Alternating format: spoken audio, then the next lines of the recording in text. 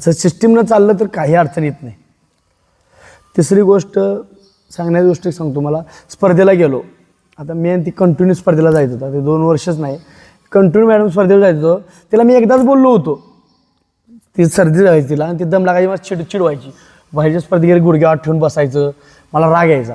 त्यापासून तिनं का नाही स्पर्धेला जाताना कंटिन्यू मास्क असतो. मैदानाला जाऊ कुठं का मास्क असतो की बाबा जणू आपल्या वाऱ्यानं सर्दी होऊ नये, तिथं दमलो तर प्रॉब्लेम येऊ नये. ह्या गोष्टीमुळं ती कंटिन्यू मास्क वरल्या आणि ती कधी बी बघायचं तर तुम्ही ट्रेनमध्ये अजून पाहिलं नाही, कायम का नाही खायली सीट असली ना ती वरली मागून घेणार कोपऱ्यात. वॉशरूमला गेली तर गेली नाही तर ती खाली उतरणे भानगड नाही. काय बी लागलं खायला प्यायला काय असेल ते बॅगेतनं आणणं किंवा बाबा मला वाटलंय बाबा स्पर्धा येताना माझं असते, मी जाताना कधी चतार देत नाही. बाबा स्पर्धेला जाता येताना बाबा चला ठीक आहे ओके कुठलं आहे. फक्त कसं असतं तुम्ही केलं पाहिजे. मी म्हणतो सगळ्यांनी नंबर बसतील असं काय नाही, पण माणूस बना.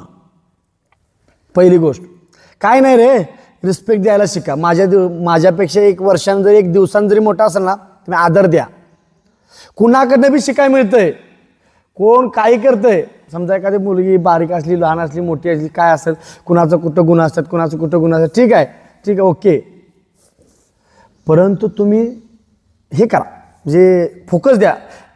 आणि तुम्हाला सांगतो लाईफमधलं 5च वर्ष, 5 वर्षात तर तुम्ही 5 वर्ष जर स्वतःला दिलं सा 50 वर्ष मस्तपैकी जिंदगी आहे.